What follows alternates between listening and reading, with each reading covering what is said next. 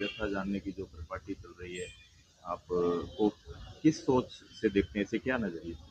देखिए मतलब सबसे पहले तो क्योंकि ठंड का मौसम है, गंगानगर में ठंड भी बहुत ज़्यादा आती है, तो मुझे लगा धूप में सुनवाई होगी जिससे परिवादी भी को भी कंफर्ट रहेगा और ठीक रहेगा। ठंड में अंदर कमरे में बैठते हैं तो उससे ज़्यादा दूसरा है कि आप खुले में आप उनसे मिलते हैं, विश्वास बढ़ता है, सादा उनके साथ उनको भी ऐसा अनौपचारिक थोड़ा लगता है, वो भी अपनी बात खुल के बोल सकते हैं, उनसे सीधा वन टू वन बात होती है। क्या ऐसा कोई प्रकरण आया है अब तक आपकी सुनवाई में, जन सुनवाई में, कि जिसका त्वरित निस्तारण कर दिया गया हो, कोई ऐसा? देखिए, कई ऐसे बहुत ऐसे केसेस आते हैं जिसमें तुरंत अगर कोई किसी को परेशान कर रहा है तो उसके विरुद्ध विधि सम्मत कार्रवाई तुरंत हो जाती है। ये तो प्रतिदिन इस तरह के केसेस आते रहते हैं और जिस भी हिसाब से आते हैं केसेस उसी हिसाब से हम तुरंत उनको आगे जो भी निर्देश है वो भी पहुंच जाते हैं। ऑनलाइन सिस्टम है हमारा यहाँ पर सारी चीज़ों का, तो परिवादी के पास बल्कि मैसेज जैसे ही यहाँ पे रजिस्टर आते हैं, उसकी ऑनलाइन रजिस्ट्रेशन होती है परिवाद की, परिवादी के पास मैसेज जाता है, जब उसका निस्तारण होता है तो उसको फॉलो कर सकता है ऑनलाइन मेथड से भी।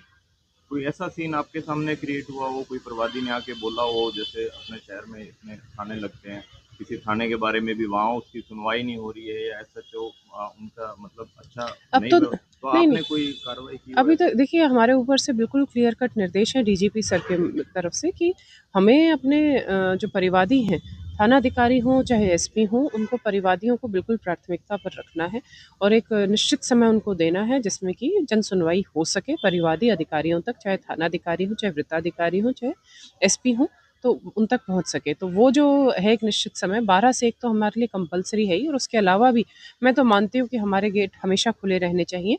जब भी परिवादी आए उनके लिए कोई एक फिक्स समय नहीं होना चाहिए, जब भी वो आए और तो उनको सुना जाना चाहिए।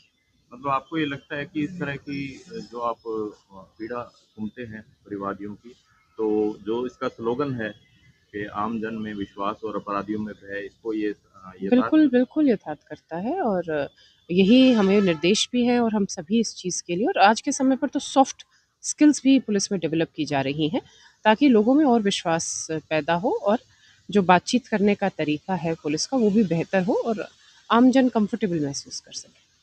रखा, क्या कुछ निस्तारण हुआ या क्या उन्होंने आपको आश्वासन दिया है?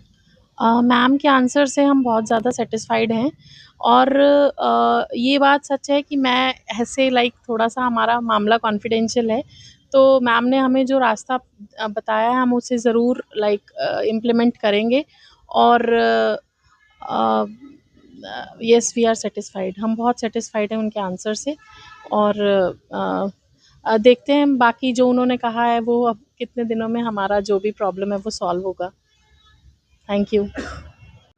जी सर, आप एसपी साहब से भी मिलके आए हो, हाँ, अभी किस मिल गए। समस्या को लेके क्या हाँ कुछ जी, रहा? एसपी साहब ने यही बोला है कि मेरा बच्चा मर गया था 2 महीने पहले, पुलिस में भर्ती था अमरजीत सिंह, उसके लिए उसकी पत्नी अध्यापक लगी हुई है, वो क्लेम मांग रही है। मैंने निवेदन किया कि या तो माता पिता को मिले या उसके 2 बच्चे हैं उसको मिले, और मिलने भी तब जब बालिग हो जाए तब।